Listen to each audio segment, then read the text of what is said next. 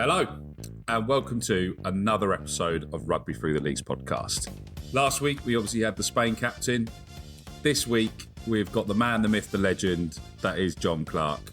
He hasn't got a spine left, and there's no gym fitness influencer or influenza that is safe out there at the minute. Everyone's getting pot shots. So we thought, the man that has managed to make me shift a bit of timber for a change, it's probably a perfect time to get him on. And John, really appreciate your time, mate, and thank you for coming on. No, thank you for the kind words and thanks for inviting me, mate. Looking forward to the conversation ahead. Your gym escapade sort of talked for himself to a bit, but obviously you also play rugby still, part of the England Deaf team. Can we go through how your journey's gone? Because you've been around a little while now, mate, and you're the self-proclaimed.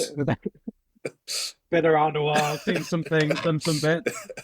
Yeah, my journey, where to start? So I started out in rugby. I've played rugby since I was 11. Typical, went to secondary school, fell in love with the game, played it, loved it.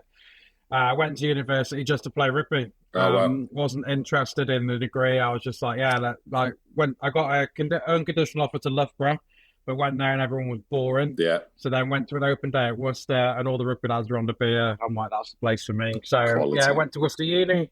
Played there for 3 years and then continued my onward journey with Malvern Rugby Club. So I was there we're in the National Leagues at that point. I suppose some knobheads will call it semi-pro because you were paid to play, but we're talking pennies, not pounds. We'll say I was semi-pro. Yeah, that sounds better, right? So basically you had your bar tab paid for. That was all it was, basically. Yeah, it's a classic, here's £75 a game and we can rock around the nightclubs acting like we're Worcester Warriors, but we're clearly not. But, I played there and then a scrum collapsed about 2008, 2009, scrum collapsed, felt a click in my neck and turned out I put 2 hairline fractures in my neck, and the general advice and guidance was, you're probably not going to come back from this as a prop. The suggestion was change position, and as most props can attest to, I do not have skills that pay bills outside of that front row in the dark art. No. So I basically decided to get into just the gym work, and I was like, if I can't play rugby for a while, let's just see how strong I can get. Ended up becoming Britain's strongest natural man 2 years in a row, won Midland's strongest man, got to UK, got to England, knocking on the door trying to get to that higher level. Became morbidly obese in the process. Drug-free lifter, chasing the gains, chasing morbid obesity a long way. Yeah. So, ended up getting too heavy for my body. Deadlifted some massive weight, like 400 kilo deadlift, 380 kilo squats, that's why I don't have a spine anymore. And then my knees just weren't able to keep up with the weight I was lifting. I'm genetically disposed to be very strong, ultimately. Yeah. If you're going to given a God-given talent, mine is strength. Yeah. And my body just couldn't keep up with the progression, and my knees were just getting worse and worse. And in the end, I was just like, I don't want to have 2 knee replacements by the time I'm 40. So I retired, dropped the weight, went back to rugby. Along the way, running 48 marathons in 48 days and all the other stupid stuff I did in the endurance world. 24 hours on the ski erg, 100,000 meters on the ski erg, the 4-4-48, the 48-48-48, which is 48 marathons in 48 days in 48 counties. Then the cherry on top of the cake was the Marathon des Sables, which was 250 kilometers through the Sahara Desert. And then I was like, I'm now done with running. My Forrest Gump days are done. And then, I went full send back into rugby. And then since then, I lost my hearing not long after that, or through that kind of time frame. And that opened the door for England Deaf qualification. So grabbed that with 2 hands, moved to Ledbury Rugby Club, which have been outstanding in terms of supporting my hearing loss and my general ability to be a dickhead. And here we are now. So I made my debut for England last year against Wales, went on tour with them to South Africa. Nice. Played against Jamaica and Wales again this year, as well as completed the Ironman, every league game of the Ledbury rugby season this year, which at 38 years old, I think is something to be proud of. Yeah. And that kind of brings us pretty much full circle to today. So done some bits, seen some places, and got some stories to tell. I think a fair assessment is you just like pain by the sounds of it, to be honest. Yeah, I often wonder why I do this shit. I have a very good ability to find the bottom of the well and see how deep we can go into that pain of resilience. But I just love it. I love the test. I love the challenge. Like, it's so easy as we get older to get comfortable, right? We have Yeah. more money, we have more comforts, we have more things around us that mean we can do less and still survive. And for me, that's not where growth happens. It's not about going out and finding stuff to suffer with. It's about stuff that you get excited about. Like, my new thing at the minute is a 20-minute road test. How many calories can you do in 20 minutes on the rower? And I've got absolutely no reason to do it. There's no need to do it, but I just love it. That the pre-game energy, the nervous energy on the day you're going to do your 20 minutes, Yeah. you're setting up the rower and you're like, I don't want to do this. It's a really fun idea. The first 5 minutes where you're cracking through it, being like, I am a god and I am nailing this. Then you hit the wall. All those life questions. Why am I here? Who am I? What am I doing? Why? No one's making me do this. And then you get over the finish line and it's like that. Oh, that's why we do it. Yeah. And to me, fitness, rugby, training, challenges, marathons, whatever, that's all it's about. It's about finding a bit of discomfort in your day to still feel alive around the comfortability of life that we created for ourselves as we get older and as we become adults, apparently. Yeah, that's it. So it's definitely a passion of yours as well. And as you've sort of installed that back into myself. I know I really enjoy training. I had a similar sort of journey to yourself. Broke my neck in a car crash though when I was 19. So did that, then thought I'll be all right. I'll carry on, and then ended up front row. And I like to tell people you broke your neck. They're like, you probably shouldn't. Yeah, be all right. And then like now I've obviously been caught out with my hip. Is giving us a bit of jip with my training, and so I've been advised to move further backwards. But let's see how the pre-season goes and whether that's physically possible. Obviously, Ledbury Rugby Club, mate. You've had a fairly decent season this year, haven't you? A little trophy at the end there, mate, as well. It's been bittersweet, mate. We got promoted into that league, that highest league that Ledbury's ever played. Really young squad, average age 20 to 23. Like there's three fossils. If you take the three fossils out of the team, the average age is early 20s. So we are dragging that average age up considerably. All front rowers, obviously. And yeah, we won some, we lost some, we learned along the way. It's a classic season, a coulda, woulda, shoulda in the league. We went down to the last game of the season. All we had to do was win our last game to stay up. Yeah. And that was the aim, as it always is when you get promoted, right? Stay in the league you just got into. And we conceded a try, last play of the game in the most heartbreaking way you could imagine to get relegated. But I always say you find out more about your teammates in the bad times than you do in the good times. And the club and the team and the lads just rallied together, and we had a shot at the Papa John's National Cup. So we were like, well, we can still leave this season with something. Yeah. Like we built experience. Those young boys took a huge amount of learning from that next level up, and we'll be back there next year. I'm sure of it, based on everything that the club's got planned and the lads all sticking together. And I'm sure we'll be back where we belong. But the experiences we got from that, we took it to the Papa John's, and then we went on a tear. We were like, if we'd have played like that in the league, would have been like mid-table. Yeah. And got to the final, and then in true Ledbury fashion, we were winning, doing really well, and then we just managed to concede several tries, a couple of yellow cards, and then we were, I think it was 12 points down with like 3 or 4 minutes to go. And it started with a scrum, man. We pushed them off their own ball. We went, and I managed to burrow over the line from 2 meters, but we'll call it a 20-meter side step with the full back, easy 20 meters. That's it. So yeah, we got back in the game, and then we were down to the last play of the game, and we managed to go back up the field and got over the line, and we won in the most how we got relegated was how we won. All those lessons and all the stuff and all the hardships came together in terms of like, you never give in, never give up, and just keep going. And finishing with that medal, finishing with the trophy after the season that we just had was phenomenal. But it just goes to show, like, there's a lot of bad stuff that's said about kids in rugby and culture and how it's different from when we were kids, and they don't have the same respect and they don't train as hard and blah blah blah. And they do. If you find the right culture, find the right team, find the right work ethic, and those boys would literally die for that badge. They absolutely love it. And testament to Ledbury and the culture they've created. And we finished on a high, and already pre-season starts next week. Yeah, nice. So yeah, buzzing about that. Because I caught up with Mario Bacardi, and so the Spain camp, they also had the under-20s there ready for their under-20s World Championship.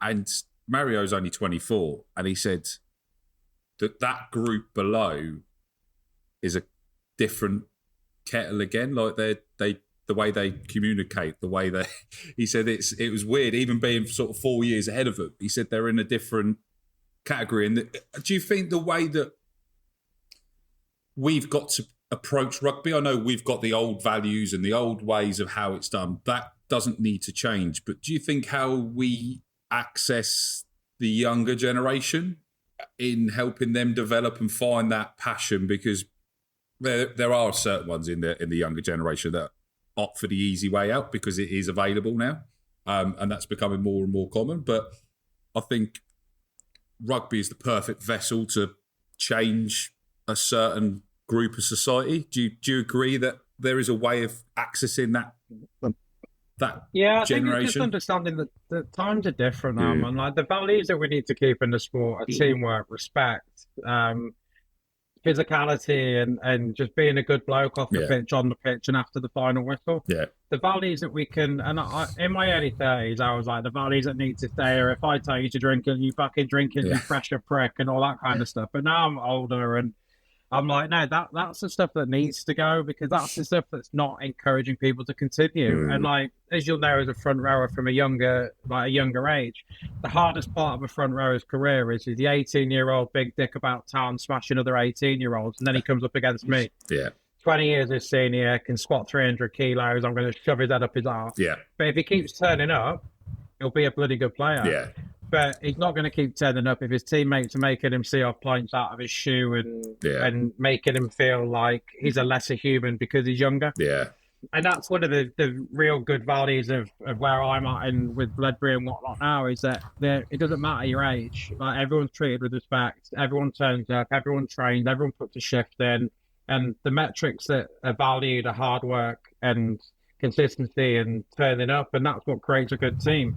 And yeah, we'll have our social, and you'll have the initiation with a few dirty points and whatever. But it's once a year. It's not every single week, and that expectation. And yeah, I do think there's a huge amount that rugby's got to learn in terms of how we nurture those younger lads. Like, one of the things I've said for years is that I think every club should have like a cult, like kind of liaison officer of getting them experience into senior rugby, because there's that big shock, isn't it? And then they land into senior rugby, they don't necessarily have the same connections with the older lads. They weren't even alive when Johnny Wilkinson kicked the drop goal. They were just being born when Mark Cueto's foot was it in touch or was it not in touch in 07? Like, and then I'm trying to connect to these boys that I'm old enough to be their dad. But I do think that players like us set the standard and set the tone, that we still lift, we still train, we still prioritise being healthy, fit, active, and turning up to training, even though we've got kids, life, and reasons not to be there. And that's what then sets the standard for them. Whereas if we're the ones that are like, no, I'm too busy, I've got my life, career, kids and whatnot, I'll just play on a Saturday, and then we whinge that the 19-year-olds have that attitude. So demonstrate the values and the attitude you want them to demonstrate, and they'll probably follow because they look up to you as a senior player. I guess it's a lot about balancing modern society, but mate, even like how we communicate, right? We've got a group WhatsApp chat, and all the boys are on Snapchat. Like, the lads are like, "Oh, download Snapchat, we'll put you in the group chat." I'm like, no. I'm absolutely fine. I'll stay on WhatsApp. You guys do your thing on Snapchat, but I don't need to be there. Send me a letter and a post, and I might reply. But Christ, Snapchat. Give me a week. Give me a weekly summary, and I'm good. Just keep me up to date with any of the in jokes, and we'll roll from there. No thoughts of hanging up your boots then? Is it one more season? I daily think about hanging it up, mate.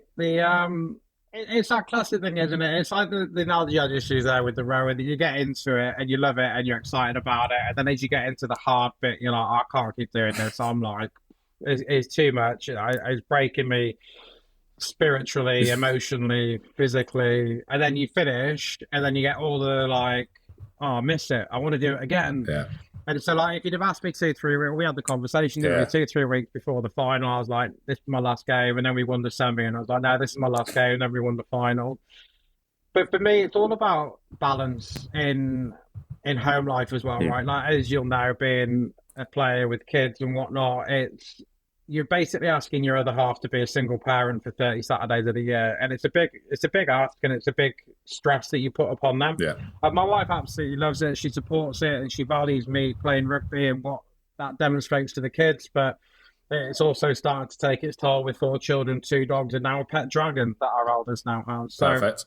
I think my aim for this year will be one more year, but it will be less of an Ironman and more of a Olympic distance triathlon. Yeah. It will be not as many games and playing when I'm able, rather than sacrificing huge amounts of family time. And that's not to say I'm not fully committed. It's just ultimately balancing the books. Yeah. And as we get older, it's almost like our transition out, isn't it? Like somebody's got to come and take that spot from you, isn't they, as well? That's the thing. And if you're there to support that transition, somebody's going to learn from you. Well, that's the thing this year, mate. Like, I was starting Lee said, one of the younger lads came back from Canada. He's like 21. He's an absolute beast of a player. Yeah. Like, hell of a baller. Should be playing far higher league.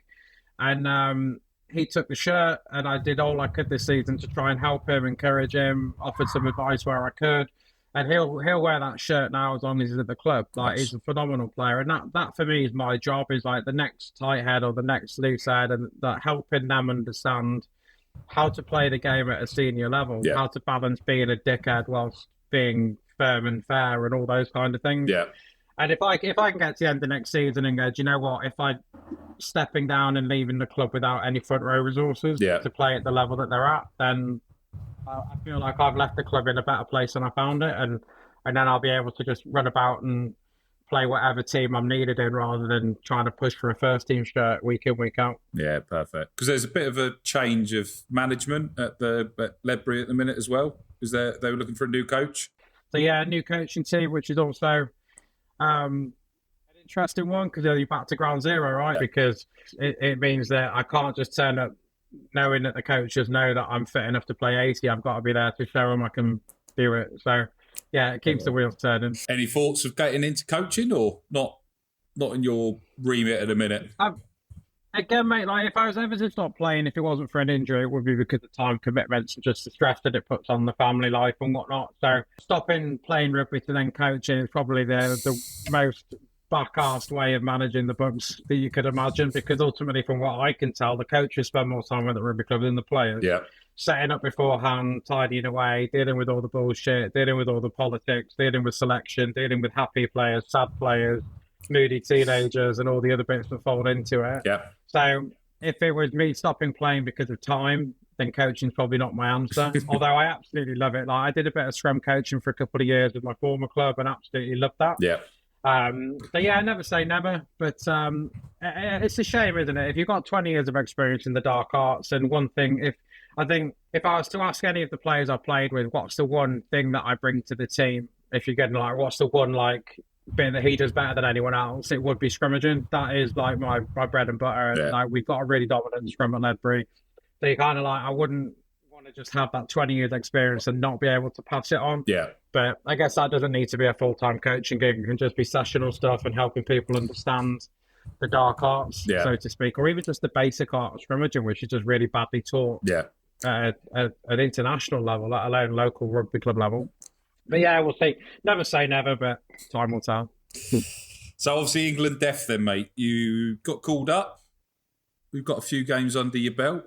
How did the diagnosis come about as well? Because I had Michelle Hayward on, who's the England women's captain, about a year ago now. So she come on and she become deaf by being stamped on in a ruck. How did your sort of diagnosis come about? What sort of woke you up to the point that you actually thought, I can't actually hear much going on? So I basically had a big run of ear infections when I was a kid. Right. I didn't really think anything of it at the time. And then pre-COVID and lockdowns, I owned 4 gyms. So I was actively coaching on the gym floor 30, 40 hours a week in person. And I just started to notice stuff that I was a lot of the time. You can tell that it's that classic, like, half an eye closed and one ear pointed towards the conversation. I just found myself doing that more and more often. And I was like, is my hearing terrible or not? I put my earphones in and I'd have to turn it all the way up to full volume. My iPhone telling me like, turn your headphones down. I'm like, piss off, I can't even hear it. And then it just led to that. And I was like, you know what, maybe, I don't know, maybe there is an issue. Maybe I need to get it checked. Yeah. And then, I went to the hospital. Well, got referred in, went to the audiologist specialist and whatnot. And they said my left ear is terrible. I've lost 60-70% in that ear. My right ear, I'd lost a little bit, but not a massive amount. But they'll give me hearing aids for both ears. And it isn't until you put them in and you're like, whoa, like there's birds tweeting in the trees, and I can hear bacon sizzling in the pan. And wow, I can hear, like, if my wife sat next to me, I can hear her breathing now. Whereas like before, I was like nothing, just blissfully unaware of anything around me. And you don't realise how bad your hearing is until you have it back. Yeah. So that was stage one, and that wouldn't have actually qualified me for England Deaf, because I don't think I would have had enough hearing loss total to have qualified. So I never reached out, because I just thought, well, I probably just don't qualify. Because in your head you think, well, deaf is fully deaf and sign language and not able to communicate with the spoken word. And then about 18 months, 2 years ago, I just woke up and my right ear had just gone. And I had loads of like pus coming out my ear, and I just thought, oh, it's another ear infection, antibiotics. That didn't heal it. And then it went on for like 2 or 3 months, multiple different antibiotics. And essentially, I eventually then pushed. And then they admitted that I'd had an ear infection alongside sensory-neurological loss, which is basically something that when it happens, if you get a set of anti-inflammatory drugs, then it's got a very strong chance of recovering the hearing, but it has to be taken within 7 to 10 days of it happening. Right. So we're 3 months on at this point. So they were like, I will give you the drugs, but the chances of it actually having an impact is slim to none. So don't get your hopes up. Wow. And they were slim to none. So I've now got, I think it's about 15 to 20% left in my right ear, and my left ear's continuing to deteriorate. So I've got about 30%, I think, last time I looked, in my left ear. So I rely on hearing aids in day-to-day situations. And then obviously like stuff like this with my AirPods in turned up to the absolute max. I can just about make out what you're saying alongside lip reading. That's kind of the story really, and ultimately how it happened. They still don't know. They've MRI and CT scanned for brain tumors, for how my ear is internally. Is it constructed properly, or whether deficiencies or anything not right, and all of that looks normal and looks fine.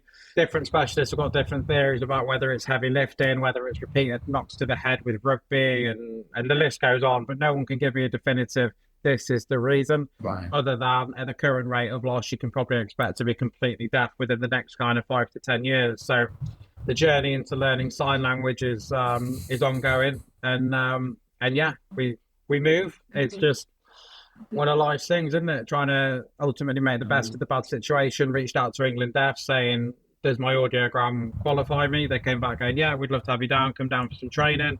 Started last January, and then made my debut in March, I think it was, and then managed to find a way of getting selected in every game since. So it's been a wild ride, mate. Wearing that rose, like when you dream of that as a kid, right? Wearing there, standing there with the white shirt on, with the rose, singing the national anthem. It's like stuff dreams are made of. And then running out for the first time, playing against Wales. And, it's not proper England, and I get that. I'm not standing here saying I'm Ellis Genge, but to go through that experience, to represent your country is phenomenal. And I always say, like, losing my hearing gave me more opportunities than I could have imagined. Yeah. So would I have all of my hearing to have not had those experiences is the multi-million-pound question, because the friendships I've made, the teammates I've met, the experience I've had off the back of it, and the lessons I've learned that have shaped who I am as a bloke.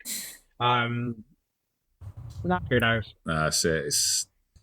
It's still what an honour every time you just pull an England shirt on, even just to go and train or something like that, you still get a little tingle and think, hold on, there's some better players that have pulled this on. But to stand on a pitch and obviously take on Wales as well, that must have been, for a debut, that was one huge tick. Yeah, but we don't like Wales, and they don't like us. Let's just call us spade a spade.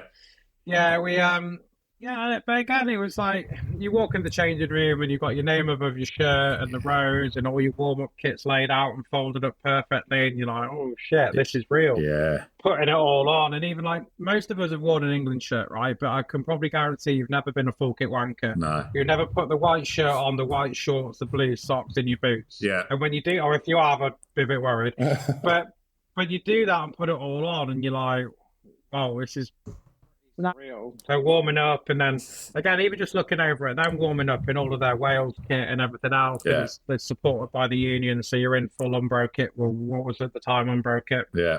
Yada yada yada. And yeah, it's a real surreal experience. You run out, the national anthem's playing, there's people in the stands, like parents are like tearing up in the background, kids look super proud of you. Yeah. They've all brought like cardboard signs and all this kind of stuff. And amazing. Yeah, it's just an honour, mate. Like the team of blokes that I play with are phenomenal humans. Like some of the stories, like from being born deaf to losing their hearing to cochlear implants gone wrong to accidents on the rugby field, accidents at work. Loads of the boys are ex-military and lost hearing in explosions in Iraq and Afghan and all sorts, mate. And meeting those people and the journey they've gone on and the challenges they've overcome, and they're still standing, still turning up, still playing for their club despite not understanding the fucking thing that's going on. Is it just every day where you wake up being a bit like, I can't be bothered today. You just think of those blokes and you're like, yeah, it could be worse. Like, let's crack on.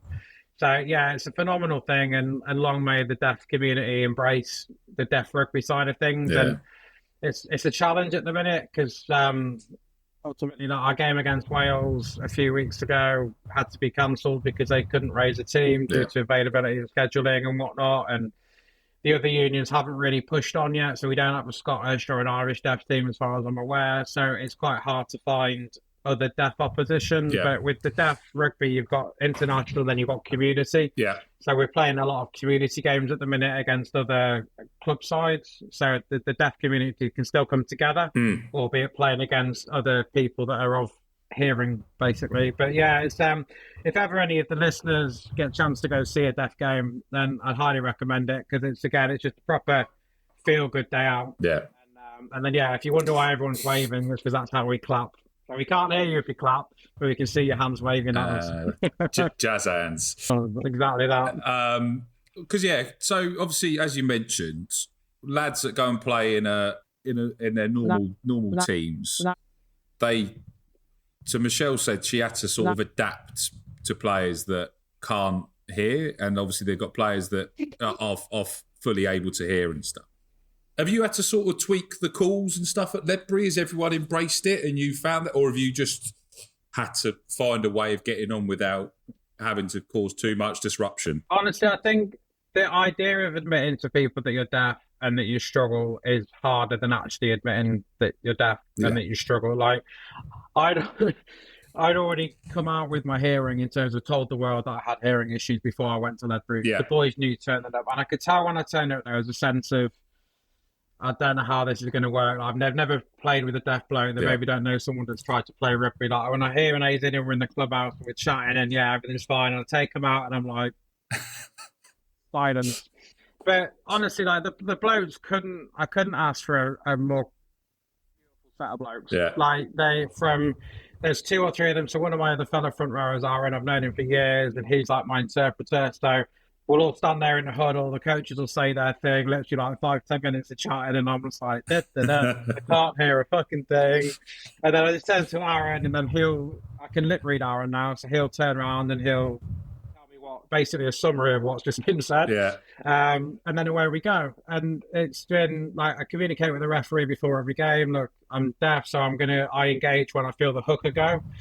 You'll never do me for an early engage. So just if you need to speak to me, make sure I know that you're speaking to me, because if I'm walking off and ignoring you, don't push me back 10 yards. I've just not heard you.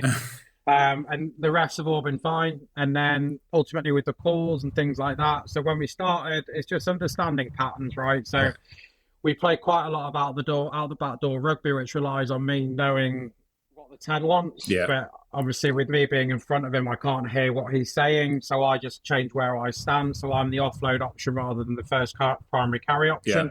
So again, it comes down on the decision making that I've got to fake because I just can't hear the information. Not that many props are thrown out the door back passes anyway, right? And then with stuff like line-outs and scrums, so a lot of them are hand signals and recognizing movement patterns. Like you'll know every variation of a line out. You've got 4 or 5 different variations from a 3-man, 4-man, 5-man, 4-man, whatever. Yeah. And then you've got your call for what a drive is. So I've taught them some very basic sign language around what the call for a drive is. Like it's either like every club's is like a tank or tractor or car or whatever. So they know how to communicate with me that we're going to drive it. So I know that like we go. And then it's just recognizing movement patterns. Like we've got a really set, like stable team. So our second row partnership has probably played together 85% of this year. So I know based on what they're doing where I need to be. Right. And again, it's just practice. And then if we've got any big calls like 5 meters out, we don't do a Lions from the weekend and just lob it in. I'll make sure I know the call and make sure I know what's happening so I'm not the weak link. But yeah, ultimately it's just it's communication, and that's all it's about. It's just them understanding how to communicate with me, knowing whether they need to push me physically into the right place or just make sure that they're speaking to me in a certain way. And yeah, loads of them have gone out and learned little bits for sign language as well. Little sweethearts that they are. So, bless. Although most of them would just want to know how to swear, they just keep coming up to me and being like, calling me swear words. But yeah, if anyone's listening, watching this, and they've got hearing issues and they're kind of hiding it and don't really want to admit it, like my experience is people are nothing but supportive of it and help you with it. And the sooner you admit to it and the sooner you share that with your teammates, the more that they can find ways to help you. And then you enjoy the game far more because you then don't feel like you're the one that's letting the team down because you haven't heard anything or haven't understood something or whatever. But yeah, if you've ever got any issues or fears or worries about your hearing, just get it checked. Because if I'd have got mine checked sooner, it probably could have caught what may have been causing it. But the typical bloke thing of being like, I'll be all right, it's not too bad, it'll be fine. And then years down the line, you then go with hearing aids and learning sign language. So yeah, that's kind of like the hearing side of stuff with the club, really. But they very kindly awarded me like personality of the year this year at the club for kind of, I think, ultimately showing that what we can overcome setbacks don't have to define us, right? It's how we react to them that does. So yeah, no, I couldn't speak highly enough of the club and what they've done for me and the family. It's a great place to be. Yeah, it's awesome. So obviously, you kids, you say you've got 4, haven't you? You've got 4 kids. Obviously, they've grown up with the situation. How have they adapted to it as well? Like, do they just realise that Daddy might not be listening to them because he can't, or do they try and play off it and think, happy days, I can play Daddy against Mummy because Daddy hasn't heard, but he said yes, like the kids normally do? They're good as gold. Like they understand. Like even our 3-year-olds. And like my wife was away with the other kids this weekend at a concert, so I stayed behind with our little one, our 3-year-old. And I noticed that without Hannah being there, my wife, he now comes up to me and he'll like tap me if he wants me. And he's only 3 and he's figured it out. Like if he just sits there and shouts, "Dada, Dada," I'm like, I can't hear anything. Yeah. But if he comes up and taps me, I'm like, yes, mate, what do you want? Yeah. And like, even I'm trying to teach him a little bit of sign, like, brilliant, how are you? And like, fantastic, and things like that. And so he didn't really know what he's doing. And the youngest kids are just, again, they're just like trying to learn swear words. I think it's hilarious to go around insulting people without them knowing what they're saying. But yeah, no, again, they just understand the situation. They know that if they say something and I have to ask them again, we've got like a three time rule. So if you say something twice and I've still not got it, try rephrasing it a different way on the 3rd time. Yeah. Because normally lip reading, from what I can remember with the numbers and statistics, but 60% of words you can lip read and the other stuff's guesswork based on movement patterns. Oh, okay. So again, it's like if you're saying something to a deaf person and they're trying to lip read you and it's not, they're struggling, just change the words because certain words, like the whole like "I love you" and "elephant juice," like they're the same movement pattern, right? So it's how you just rephrase it and how you change it. And my wife's learning a little bit of like sign language as well. So when we're in busy places and whatnot, she can communicate with me better. Yeah. But again, mate, it's just adapted. Like it's no different than anything else in life. If someone struggles with something, how can we help them? And hopefully, again, it's showing the kids that if something like that ever happens to them, it's not a death sentence, it's not the end of the world. Similarly, if something like that happens to their friends, then they understand empathy and support and being kind and considerate, not just going, "Oh, you deaf fucker," and trying to take the piss with it. So, but yeah, no, they're good as gold with it. But yeah, they don't particularly try and play us off against each other because they've normally got written evidence between me and the wife because we communicate through text sometimes. But yeah, no, they're good as gold. And again, it's just understanding what's to come. So I'm trying to push for them to start learning a bit of sign as well. And then I'm about to go through my formal level 1 qualification with it. So I'm going to then try and teach them what I've learned. And then again, it just gives them a bit, even if they can just finger spell. Yeah. So if they're trying to say something and someone can't understand it, they can just spell the word out. And then it means that we can still communicate on that level. Yeah. But yeah, again, more and more people are learning sign, more and more people are becoming aware of it. So, and long may that continue. Yeah, amazing. Great work. The online coaching, mate, is obviously now takes up majority of your time. Is that probably fair to say? We're in constant communication as well, obviously with me being part of your stable. What is the target for pre-season for most players? Because as we know, there's probably 4 types of players. You got the ones that are all in, want to get better. There's the ones that will dabble in and only be touch only. You've then got the ones that literally are the ghosts that never turn up. They're always in the pub. And then you got the ones that pretend to make a bit of an effort. What would be the ideal plan for each of those sort of categories? Obviously, even the ghost that thinks they turn up and then they realise the Bronco cones are out and they think they can disappear. We've still got to get a way of getting through the season. What's your advice to players? I think the main thing is like what do you actually want out of your rugby season? Like the work that you do now, the work that you do in the work you do in pre-season, the work you do in pre-season, and the work you do in season, will dictate your enjoyment of the game.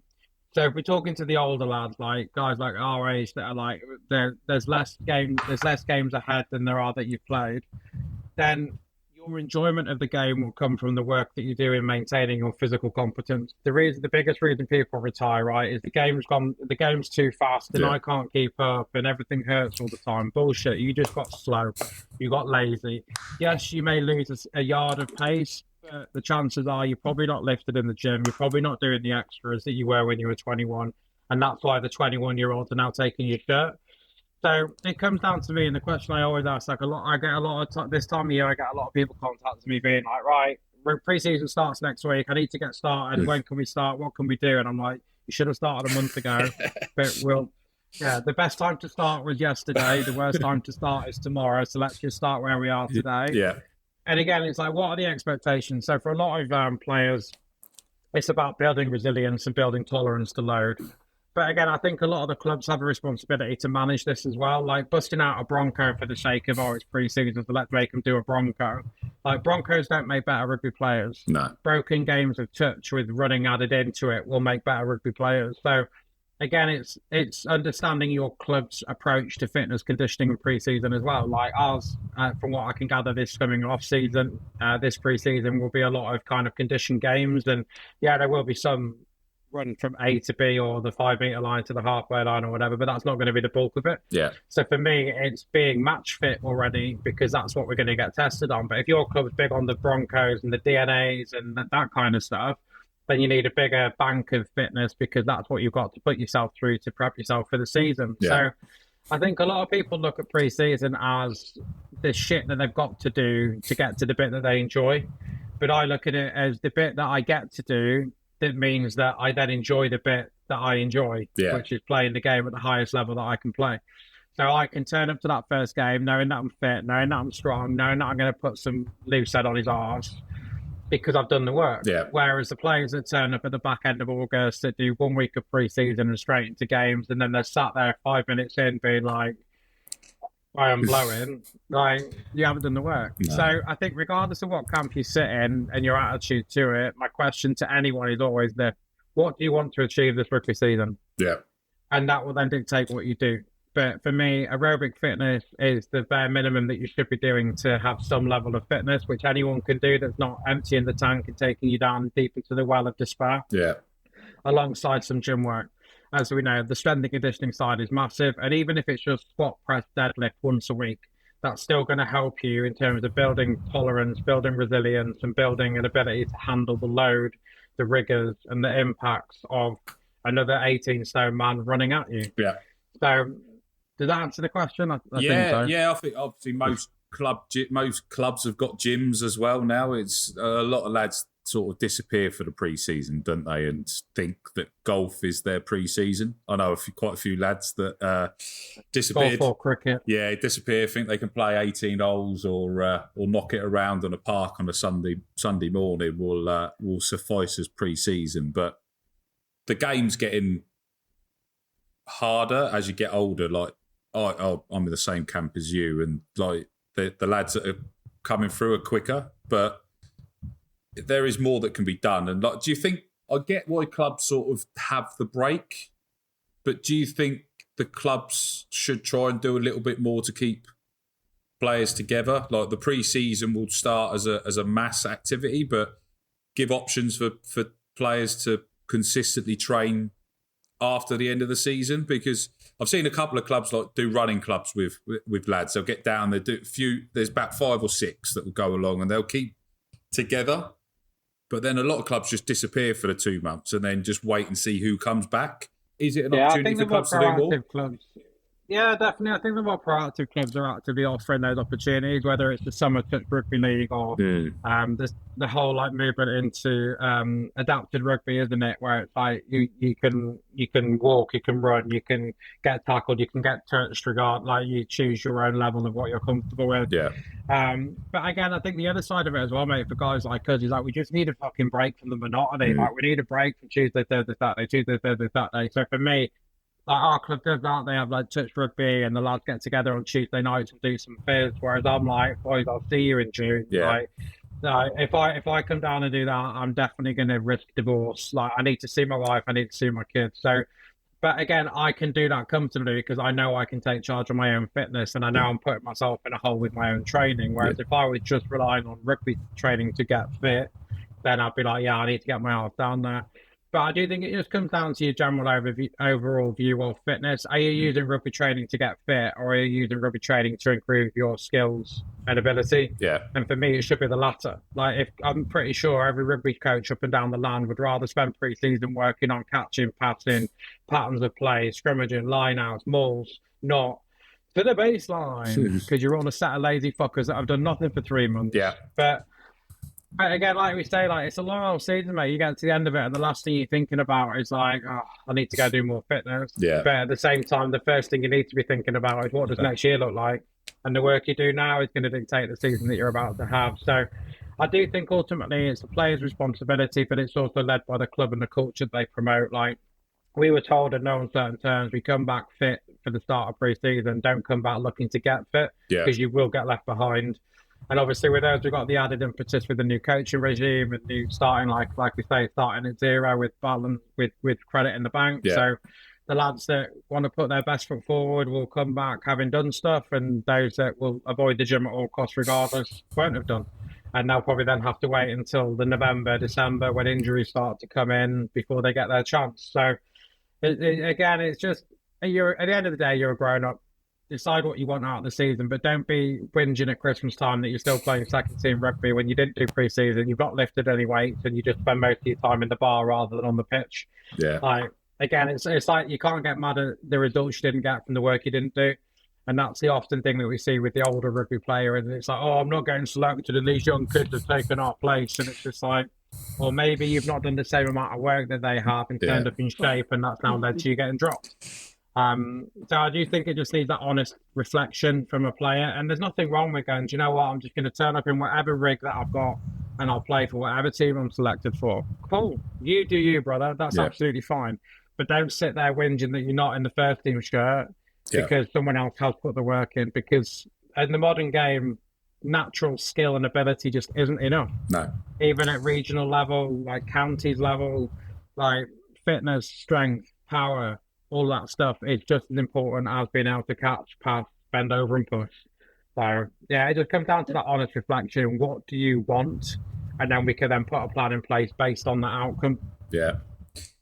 It definitely works. Like, obviously, I've managed to shift a bit of timber, feeling in a better position. We've got plan for pre-season as well now. So it's going to be exciting to get underway with. I think just on that, I think a lot of it though is understanding the measurables and the metrics, right? So Yeah. are we getting fitter? Are we getting stronger? Are we getting faster? Are we getting leaner? A lot of people that haven't involved themselves in a coaching process, they just kind of do a bit and be like, how do I feel? Yeah. But if we've had a few beers the night before, we probably feel a bit rough and don't feel that fast. If we've had a cigar the night before, we're probably not feeling that fit. But I know with my 20-minute road test that week on week on week, I'm getting fitter. I know with my back squats that they're week on week on week improving. Yeah. So the biggest advice I can give anyone that's not in a coaching process or self-managing their training and everything else is track your bloody numbers. Because if you know what your body weight's doing, you know what your lean muscle mass is doing, you know what your fitness scores are, you know what your strength scores are, you can then determine X or Y, 1 or 0, yes or no. Yeah. I am improving or I'm not, rather than just do a bit and be like, yeah, I've done bits, that's enough. And then be shocked when you turn up and find out it's not. No. So yeah, just track. What doesn't get measured doesn't get managed, right? So that's a big philosophy of mine in general. No, I see. I think that's key, as you say, making sure you actually see a pattern makes it easier to keep moving forward, or you then tweak that pattern to make sure you see the results that you want to do. And it can be done with or without a coach. It's just sometimes a hell of a lot easier to do it with a coach that can then call you a fat c*** doing it. Yeah, if I can get the belt, I'd really been moving your prick. No, it's at the end of the day, it's accountability, and it's someone that's not in the picture frame, right? Yeah. Like you've got a missus, you've got kids, you've got multiple businesses, you've got rugby, like you're in the picture frame. So you can't necessarily take a step back out and look at the bigger picture and be like, am I progressing? Am I doing what I should be doing? Am I exhibiting the behavior that I need to exhibit?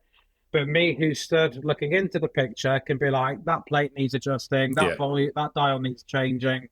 And actually, do you know what? Although you're annoyed that you've not lost his weight this week, you've also done this, and this, and we're still seeing progress. Yeah. So it is all, for me, coaching's about being able to take the step back and look at the bigger picture, rather than when we're doing it ourselves, we can get so focused on the instant wins rather than the long-term progress that we're making.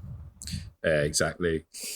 The fitness industry as well is currently full of a lot of dickheads, a lot of pretend made Guilty. Up, yeah, but pretend made up bullshit for people to follow different trends. And obviously, you're leading the fight in calling a lot of this out.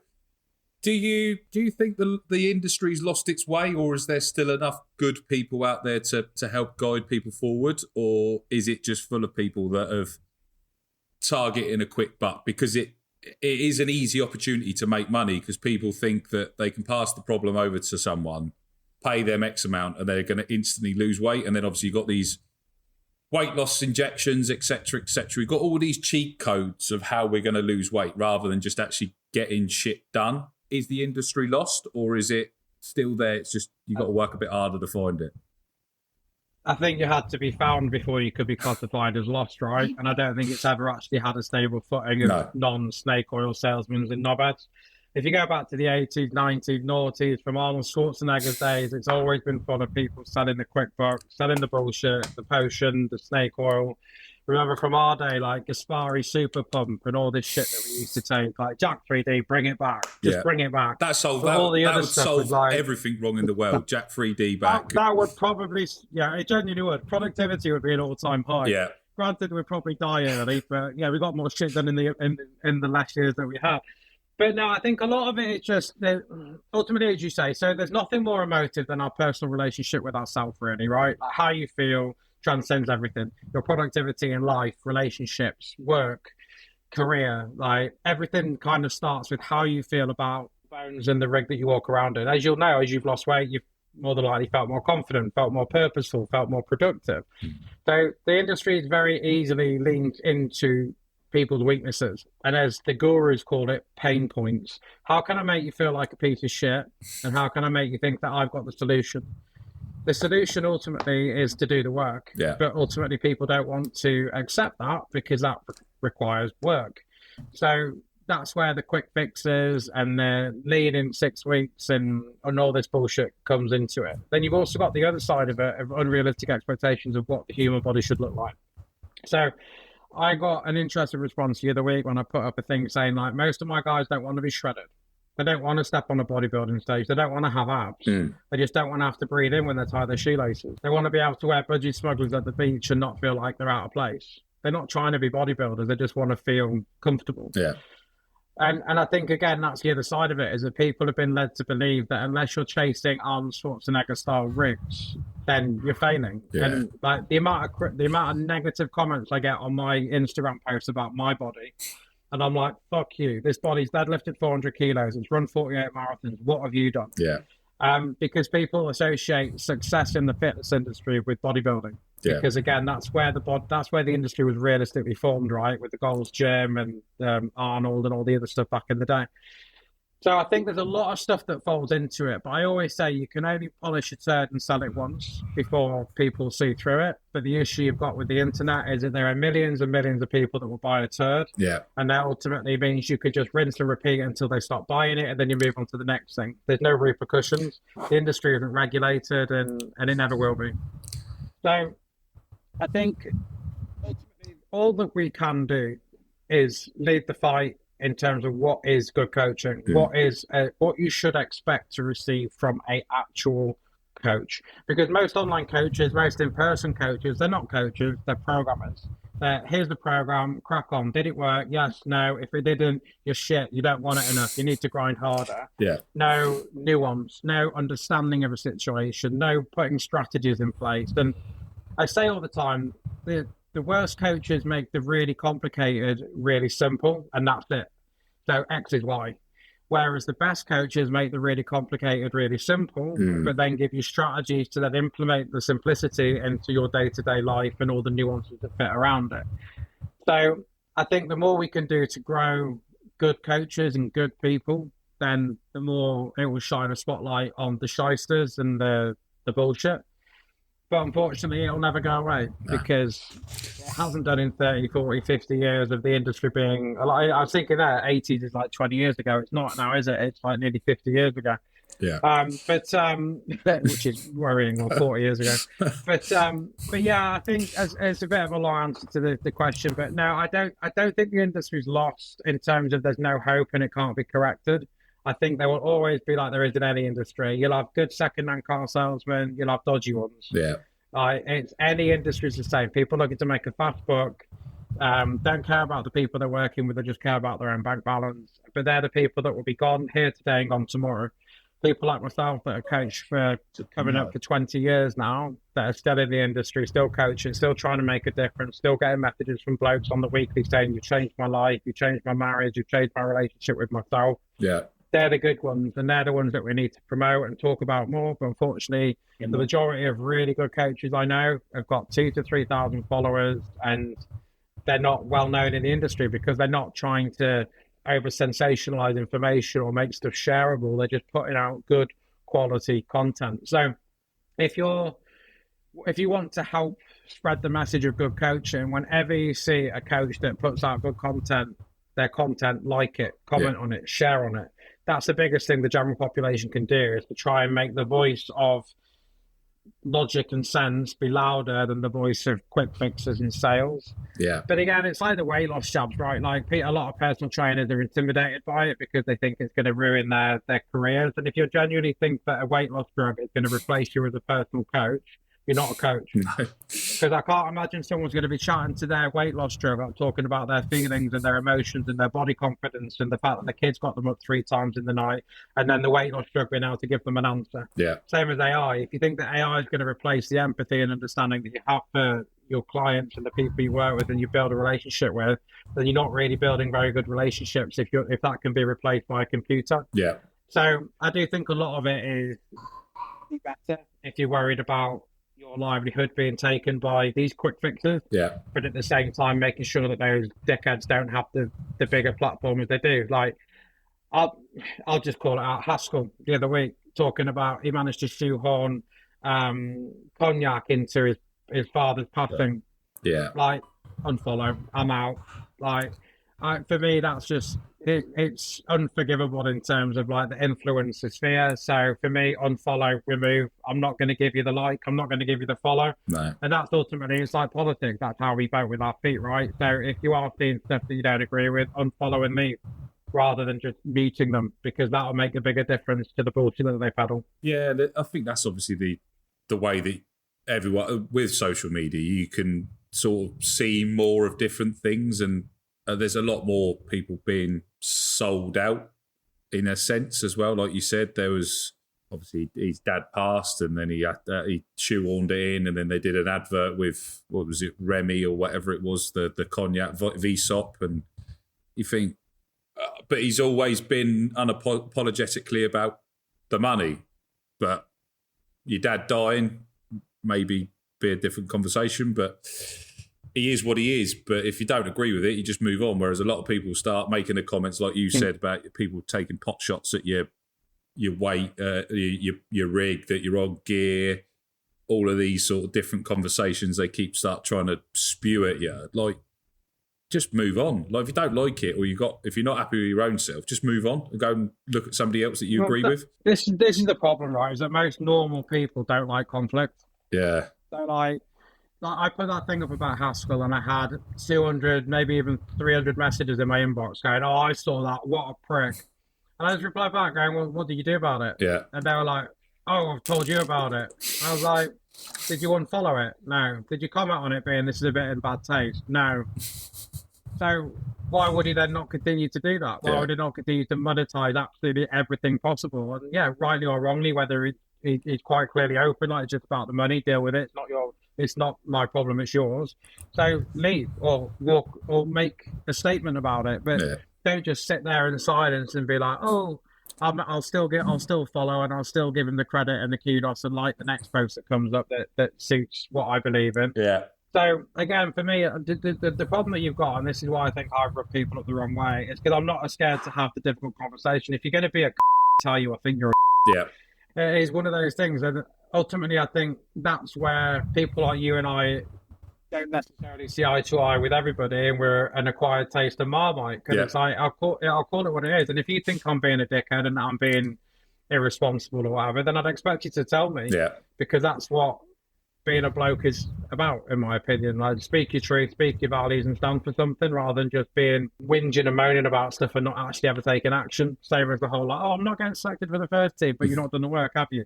Same theory. It all comes down to be a man of conviction and be a man of the values that you want to live by. Yeah. So I do think that comes down to a lot with it, with the fitness space. So ultimately, it's not lost, and the people that are worried about it being, well, it is lost, but it's not irreparable. It just comes down to supporting the right people in the right way and calling out the bullshit. Like, I've got a reel that's going to go out after this call that's about a woman saying, like, "Oh, men that are bodybuilding, no woman gives a shit about it while you're doing it." And the whole message behind that is like, for me, because I want to be stronger, I want to look better in a t-shirt, I want to show that my kids that physical fitness and health is a priority. Like, yeah. It's that classic thing, isn't it? It's like, if people did more of what was valuable to them, then they'd probably see a better result and be less annoyed with the world around them. But yeah, the fitness industry's got some explaining to do, but I'll keep trying to fight the fight until my Instagram gets shut down by somebody. Absolute quality. I think on that note, it's probably a perfect time to call this one an end. John, really appreciate your time, mate, and I'm really looking forward to what we can do this season for my rig as well. And anyone that wants to sort of change their rig, mate, where can they find you? The Bending Barbell, which is like my Instagram, or if you're not a massive social media user, then just head to my profile and go to my bio, and then you'll see my email list. So I'm trying to put more content out on my email list as much as I am on my IG at the minute.